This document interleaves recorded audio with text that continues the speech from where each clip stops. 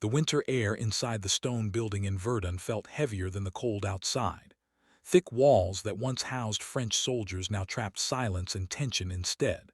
The men seated around the long table represented the combined power of the Allied war effort, yet not one of them appeared confident.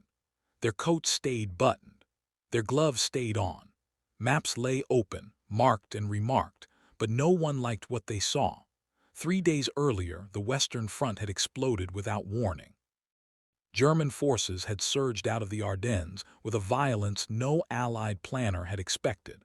Entire American units were crushed before they understood what was happening. Roads were clogged with retreating troops and refugees. Communications had collapsed in places. What had been assumed a quiet sector was now the center of the largest land battle the United States Army would ever fight. Dwight Eisenhower sat at the head of the table, his face calm but strained. Reports flowed in steadily, each confirming that this was no limited counterattack. German armor was advancing westward with purpose. Their objective was clear even if their exact routes were not. They aimed to split the Allied armies, seize key supply lines, and force a political crisis that could end the war on German terms. At the center of it all was a small Belgian town few Americans had heard of weeks earlier. Bastogne. A road junction surrounded by forests and hills. Whoever controlled it controlled movement through the Ardennes, and now it was surrounded. The Airborne division rushed there had arrived just in time to be cut off. Supplies were already dwindling. Wounded men filled cellars and aid stations. German artillery tightened the ring. If Bastogne fell, German armor could push on unhindered. Eisenhower finally broke the silence. His voice carried authority, but the question he asked revealed how dire the situation had become. How soon could someone attack north and break through to the trapped Americans? No one answered immediately. Senior commanders studied distances and weather reports. They calculated fuel consumption and road capacity. They thought about units already engaged elsewhere and how long it would take to disengage them without disaster. Winter had turned the terrain into an obstacle course of ice and mud. To mount a major attack under these conditions would normally require careful preparation, and time they simply did not have. Then George Patton spoke. He did not embellish his answer.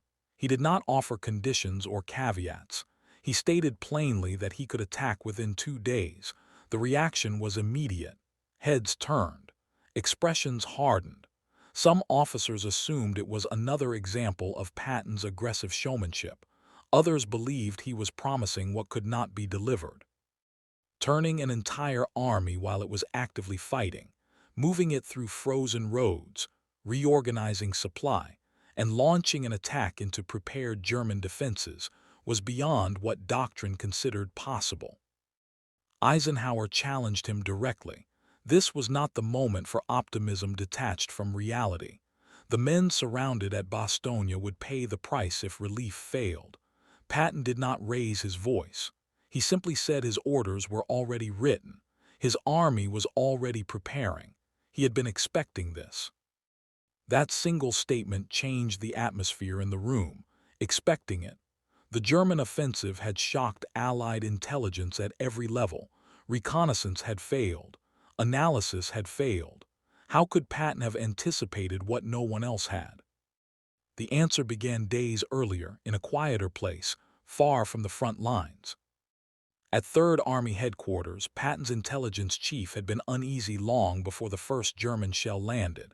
He was a careful man, methodical and disciplined, more comfortable with maps and reports than with dramatic predictions. For weeks he had tracked German unit movements and noticed something deeply troubling.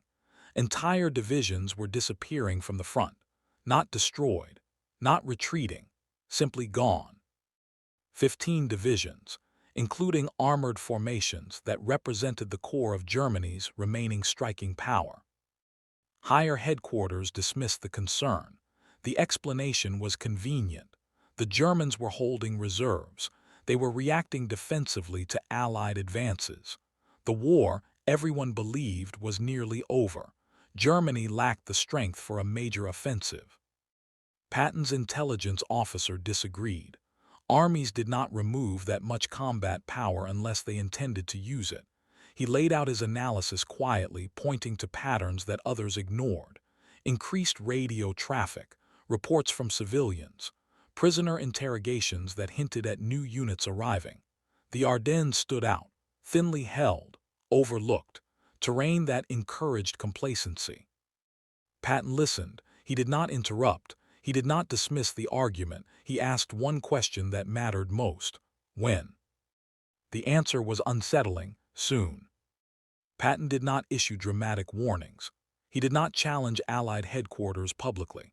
Instead, he did something far more dangerous in its own way. He prepared, quietly, thoroughly. He ordered contingency plans drawn up for a sudden German attack in the north. Not one plan, but several, each detailed, each accounting for different enemy axes of advance. Routes were calculated, fuel dumps identified, units assigned specific movement corridors. Artillery batteries were designated for rapid redeployment.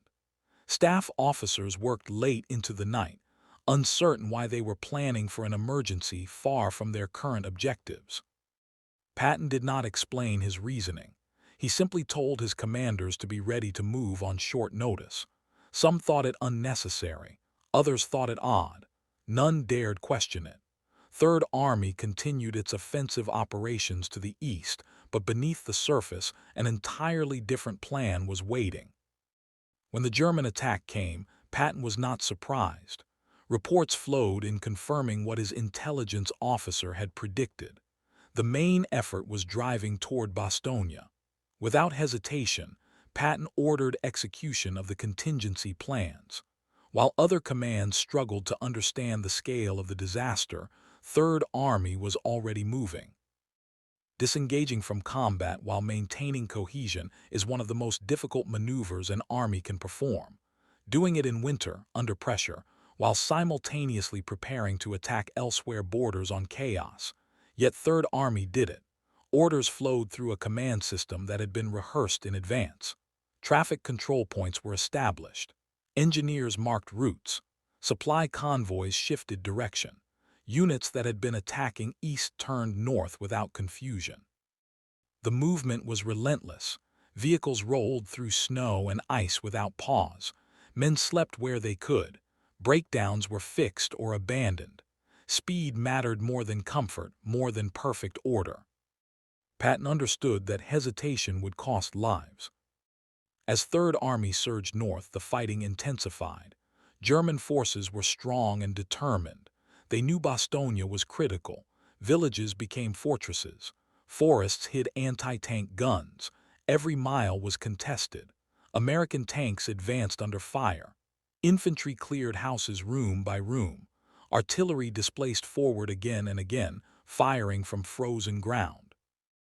Inside Bastogne, the situation was desperate. Supplies dwindled. Medical facilities overflowed. German commanders demanded surrender.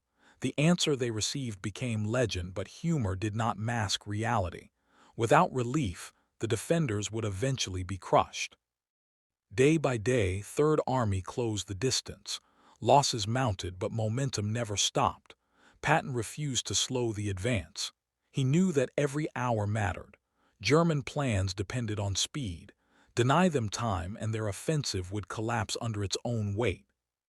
When the breakthrough finally came, it was not dramatic in appearance. A column of tanks pushed through stubborn resistance and reached the American perimeter. The siege was broken. Word spread instantly through Bastogne. Supplies followed. Wounded were evacuated. The defenders could fight on. The relief of Bastogne did not end the battle. Fighting continued for weeks as the Allies squeezed the Bulge from both sides. But the moment German commanders realized the town would not fall, their offensive lost its momentum. Timetables collapsed. Fuel ran out. Units that had raced west now found themselves fighting to survive. In the aftermath, Allied leaders reflected on what had happened. The intelligence failure was undeniable. Evidence had existed. Warnings had been raised. But assumptions had blinded decision-makers. The belief that Germany was finished had shaped interpretation of every report. Only one commander had listened to the uncomfortable possibility that the enemy still had strength and intent. Patton did not receive a special medal for the relief of Bastogne. His intelligence officer remained largely unknown outside professional circles, but within the military, the lesson was unmistakable. Intelligence is useless if leaders ignore it. Preparation matters only if someone is willing to act before certainty arrives. At Verdun, when Patton promised what others thought impossible, he was not boasting. He was executing a plan born of trust in his intelligence, confidence in his staff, and an understanding that war rewards those who prepare for what others refuse to believe. That is why, when the Germans struck without warning, only one Allied army was ready to move. Not because of luck, not because of bravado, because someone had listened, planned, and acted before history forced everyone else to react.